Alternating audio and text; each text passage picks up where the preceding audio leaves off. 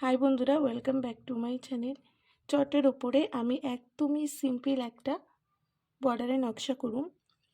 আসলে মাঝখানটায় যদি বড় কোনো ডিজাইন করা হয় তো সাইড দিয়ে একটা বর্ডারের নকশা না দিলে ভাল লাগে না দেখতে।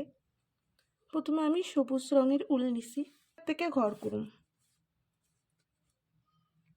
একটা ঘর, ডান দিকে কোনো একটা ঘর,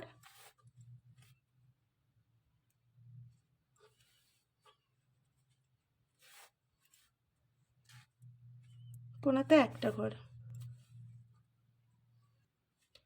কোন বরাবর তিনটা ঘর করছি। ওপরে ঘরটা বাদ দিমু, তার ওপর থেকে ঘর করুম। একটা ঘর, বাঁ দিকের কোনায় একটা ঘর,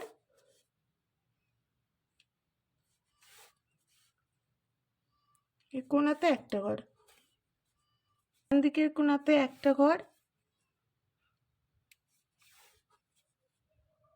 কোনাতে একটা ঘর। উপরে ঘরটা বাদ দেয়া, তার উপর থেকে ঘর করুন। বাঁ দিকের কোণ বরাবর তিনটা ঘর হইব।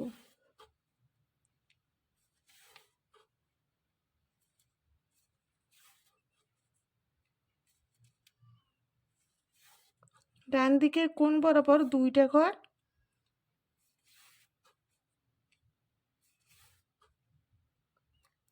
উপরে ঘরটা বাদ দেয়া, তার উপর থেকে ঘর। বাঁ দিকের কোণ বরাবর তিনটা ঘর,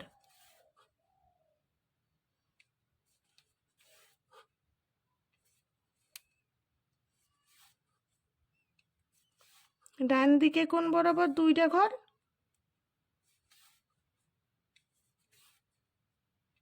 একটা ঘর বাদ দেওয়া, উপর থেকে ঘর।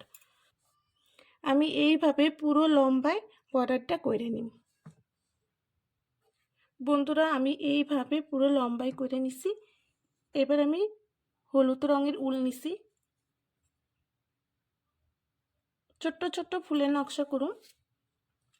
এই ঘরে 5 থেকে ঘর করুন। একটা ঘর, বাঁ দিকে একটা ঘর বাড়ছে, তিনটে ঘর,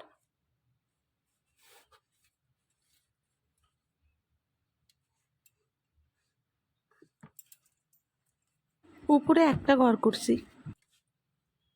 এবার আমি লাল রঙের উল নিছি, এই ঘরে 5 থেকে ঘর হইব। এই ফুলটা যেইভাবে করছি একই রকম ভাবে করে নিই।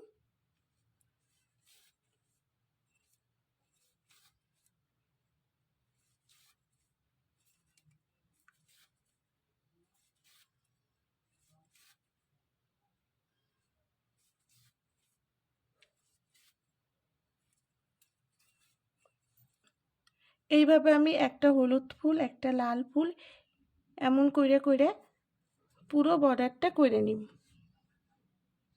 বন্ধুরা, নকশাটা আমার কমপ্লিট হয়ে গেছে। তো তোমরাও বাড়িতে এই সুন্দর বর্ডারের নকশাটা সেলাই করতে পারো। আশা করো তোমাকে ভালো লাগছে। তোমরা লাইক করো, কমেন্ট করো আর সাবস্ক্রাইব করো।